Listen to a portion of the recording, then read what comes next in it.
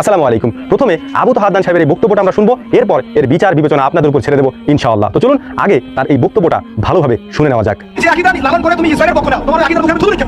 তুমি যে মানহাজের কথা বলে তুমি মুজাহিদ ভাইয়ের বিরুদ্ধে অবস্থান নাও, তোমার আকীদার উপর মানহাজের উপর থুতু লিখছো। পাকিস্তানের একটা জায়গা থাকে যখন মুসলিমদেরকে দিনের পর দিন মেরে বোমে হত্যা করে ফেলা হচ্ছে, এখন তুমি তেল আবিবের পক্ষ নাও, ইসরায়েলের পক্ষ নাও।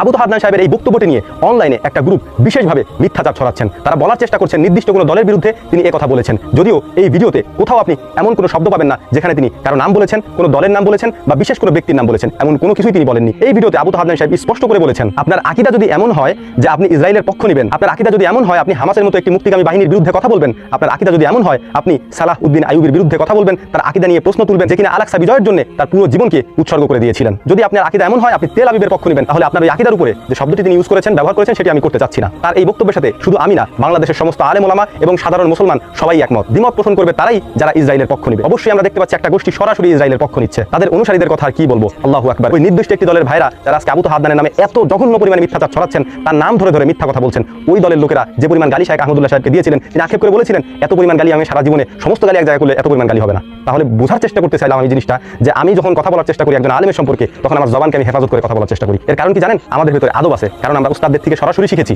আপনি জেনারেল পড়ুয়া মানুষ, আপনার মধ্যে আদব নাই, এটা খুব ভালো করেই জানি। আমি বিশেষ করে আমার কথা বলছি, আমি আলিম পাস করেছি মাদ্রাসা থেকে, এইচএসসি কৃতিত্বের সাথেই পাস করেছি, এমনি সামনে পাস করি নাই, খুব ভালোভাবেই ভালো রেজাল্ট নিয়েই পাস করেছিলাম। আমি যখন বুখারী শরীফ পড়ছিলাম, মানে আমাদের যখন প্রথম দিন, যেদিন বুখারীর দর্শ দেওয়া হচ্ছিল, আলিমে যারা পড়েন বা যারা পড়েছেন তারা বিষয়টা জানেন, আলিমে যখন প্রথম দিন দর্শ দেওয়া হয় তখন বুখারীর দর্শটা প্রথম দেওয়া হয়। ওই দিন আমি কিতাব দেখে আমার কাছে অবাক লাগছিল যে ঠিক আছে বুখারীর দর্শ দেবে, আমি জানতাম না।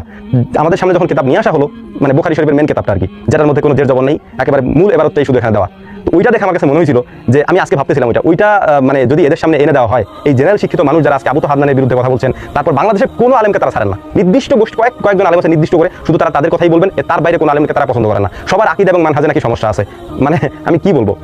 যাই হোক, কথা বলার আগে বুঝে শুনে বলা উচিত। পড়াশোনা করেন, সবথেকে জরুরি। আমার প্রত্যেকটা ভিডিওতে আমি বলি দুইটা জিনিস করার চেষ্টা করেন। একটা হচ্ছে বেকারত্ব দূর করেন, নিজে তো বেকার, কোনো কিছু করতে পারেন না, কাজকর্ম নাই কোনো, এই অনলাইন ঘুরে ফিরে এমনি জীবন যাইতেছে, কমেন্ট করে অমুককে গালাগালি তমুককে গালাগালি, এগুলা করি আর কি। পড়াশোনা করার কোনো নাম নেই, বেকার জীবন কাটাইতেছেন।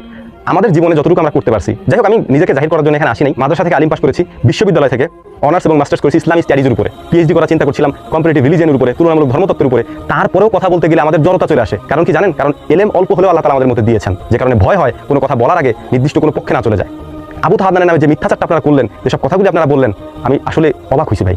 মানে আমার যতটুকু বিশ্বাস ভালোবাসা আপনাদের প্রতি ছিল, আমি আর কি বলবো, এত পরিমাণে গালাগালি মানুষ করতে পারে একটা মানুষকে নিয়ে? কি ভুল কি বললেন তিনি?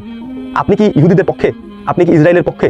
আপনি কি হামাসের বিপক্ষে? আপনি কি ফিলিস্তিনের এই যে 18,000 যাদেরকে মেরে ফেলা হলো এই মারার পক্ষে? যারা এটার পক্ষে তারাই শুধু আবু তাহের আদনানের বিরোধিতা করবে। আশা করি কথাগুলি বুঝতে পেরেছেন। আল্লাহ তাআলা এগুলো আমাদেরকে বোঝার তৌফিক দান করুন। ওয়া মা তাওফীকি